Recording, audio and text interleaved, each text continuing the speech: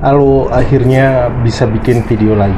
Beberapa minggu terakhir ini ngalamin sedikit trauma, sedang berusaha untuk memulihkan trauma tersebut.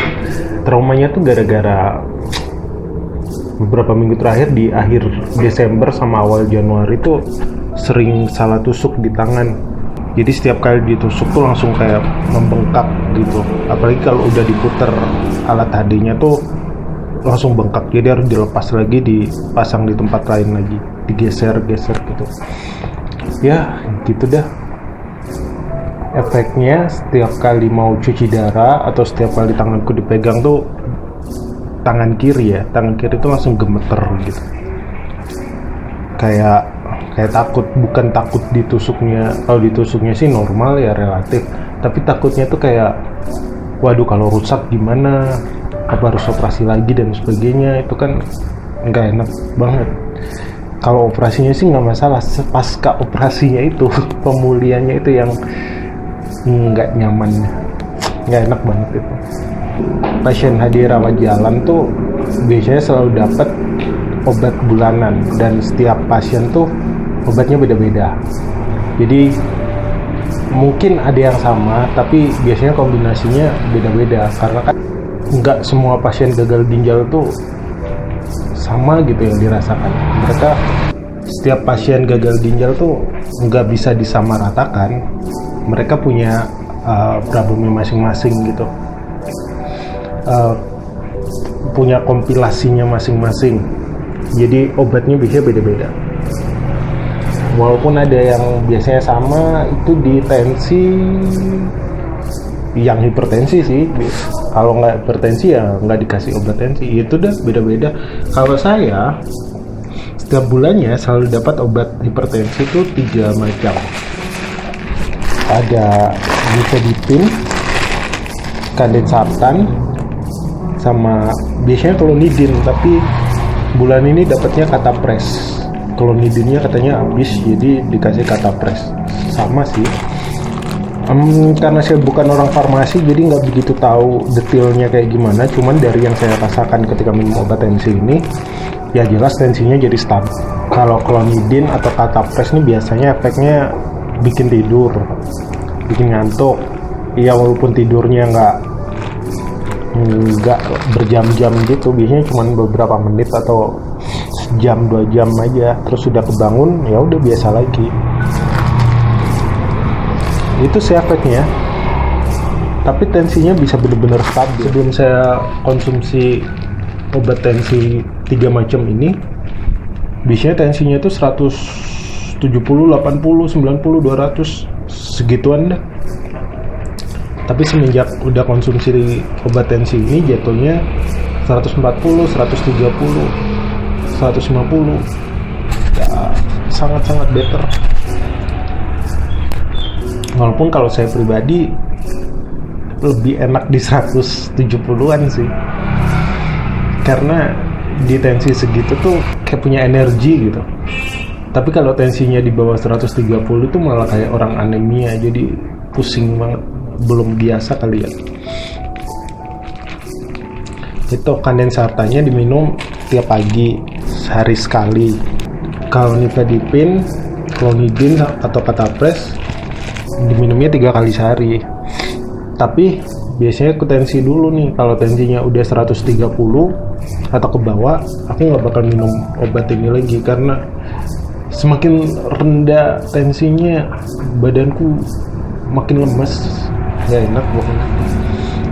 Jadi mending di stabilnya di 140-50 sih, itu yang cukup aman.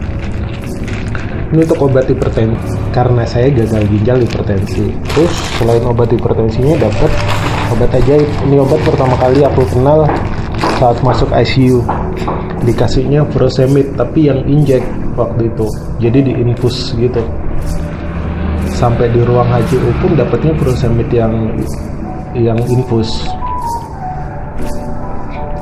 Sampai akhirnya rawat jalan dikasihnya furosemid oral. Nah, furosemid ini diminum 3 kali sehari, dan efeknya apa ya? Walaupun minumnya dibatasi, tapi bisa buang air kecil gitu. Kalau kondisi tekanan darahku stabil di antara 140 ke atas, buang air kecilku cukup banyak karena minum furosemid. Tapi tiap kali tekanan darahnya 130 ke bawah, misalnya 129 atau 128, buang air kecilku terhambat, kayak dikit gitu. Makanya nggak nyaman dengan tensi yang rendah banget. Tapi ini benar-benar obat ajaib, bisa bikin buang air kecil. Karena badannya bengkak, selain cuci darah harus minum untuk ngeluarin cairan dari buang air kecil tersebut. Nah, selain ini ada lagi obat yang ajaib. Obat ajaib kali ini adalah kalsium karbonat. Kalsium karbonat warnanya sih orange. Aku pikir tuh rasa jeruk ya. Ternyata rasanya hambar. Kalsium biasa. Kalau awal-awal dulu dikasihnya kalsium yang putih, rasa mint. Tapi nggak tahu kemasannya sih. Karena dulu dikasihnya kayak obat jalan gitu, yang bukan bulanan. Itu enak banget, rasa mintnya agak seger. Kalau ini benar-benar hambar banget. Tapi efeknya dengan minum obat ini, kalau yang saya rasakan secara pribadi itu di punggung nggak sakit. Kalau telat minum ini di punggung tuh rasanya kayak sakit banget. Tulang punggung bagian belakang tuh sakit banget kalau telat minum karbonat ini, kalsium. Nah, ini dikonsumsinya 3 kali sehari, pagi, siang, malam. Ada lagi obat ini diminum 2 kali sehari. Biasanya aku konsumsi di siang sama malam, karena pagi udah terlalu banyak entar. Jadi biasanya siang sama malam. Nama obatnya itu ursodeoxycholic acid. Ursodeoxycholic acid ini untuk pengendapan empedu. Jadi di awal kali masuk rumah sakit, USG perut, ada pengendapan empedu itu, selain ginjalnya mengkerut dan lain-lain tuh. Jadi dikasih obat ini 2 kali sehari. Sebenarnya aku nggak tahu sih efeknya apa. Cuman ya udahlah, percaya aja. Karena nggak kayak kalau tensi kan bisa dicek tuh. Kalau minum obat hipertensi kan bisa dicek dengan tekanan darahnya. Oh, ternyata turun, bisa kelihatan hasilnya. Kalau kalsium, oh di pinggang nggak sakit. Terus kalau furosemid, oh bisa buang air kecil lebih banyak. Nah, kalau ini tuh aku nggak ngerti, nggak tahu efeknya apa. Tapi katanya bisa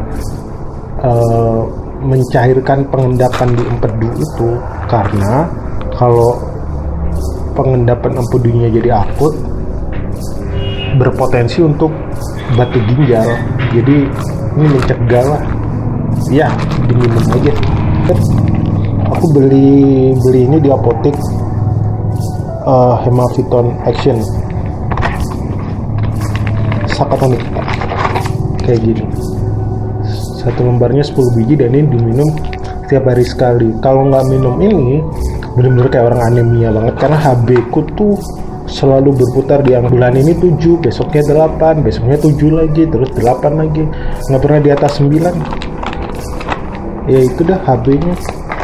Jadi ini obat wajibnya tiap pagi 1, 2, 3, 4, 5.